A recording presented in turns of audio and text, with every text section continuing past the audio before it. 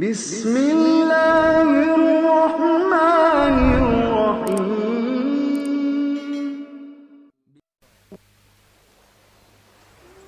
برای برادرای عزیز و گرامی، خداوند در پیامبر گرامی در حدیث‌های مبارک اشاره دارد هر روز، هر هفته مسلمان باید یک روز سنیتر نیدن داشته باشد. هر هفته یک بار. ولی همین سنیتر نیدنه که دنیا در امروز اختیار کردن، قسم به نام خدا سخن پیامبر است.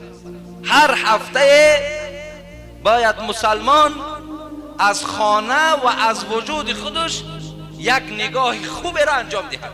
پیامبر گفتن از خانه سر کرده تا وجود خودش، تمام لباس هایی که داره. ولی شما بینید کدامید اگر در عسکری باشه، در عسکری یعنی عسکر شده خدمت کرده باشه، هر هفته از لباس های زمستانه و تابستانه و تیرماهی، من که از دوره های خودم حاضر نمیدانم چگونه است، نگاه میشد تگمه های اونا را میدوختن، چرکاشون را دور میکردیم، پای افزالا را نگاه میکردیم، وجودها را تازه میکردیم هر هفته یک بار. ولی اون زمان نمیدانستم که این سخن پیامبر است.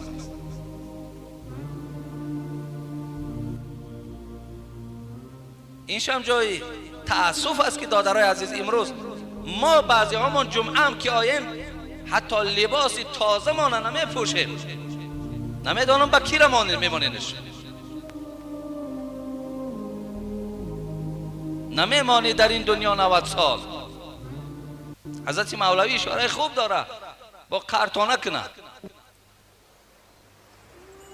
نمیمانی در این دنیا 90 سال مگر هستی برای غیر حمال. تو فقط کارت حمالیه، فقط کارت همین برداشت کردن و پنهان کردن و ذخیره کردن ای. وقت تو میگن نمیمانی در این دنیا 90 سال، تو یقینا 90 سال حیات نمیبینی. اگر 90 سال گارانتی میداشت که حیات میبینی، بگذار ذخیره کن، جمع کن، نپوش، دلت نشود. اگر 90 سال باشد نمیمانی در این دنیا 90 سال مگر هستی برای غیر حمال. نه نوشی جان کنی. حضرت علی پولکات هست، میگه ذخیرکات هست، ولی میل دلت بعضی چیزهایی دارد که میل دارد دلت که از همون خوری، لیکن پول در دست تایو همون را نوشی جان نمیکنی. نه نوشی جان کنی، نه پوششی تن، گذاری مال را بر شوهری زن. بشوی زن بماند، حضرت میگه بشوی زن بماند مخزنی تو، بجان خود عجایب دشمنی تو. ای بنده خدا میگه چرا ایقا بجان خودت دشمنی میگه؟ چرا در جان خودت نمیخوری؟ چرا در بدن زیبای خودت نمیپوشی؟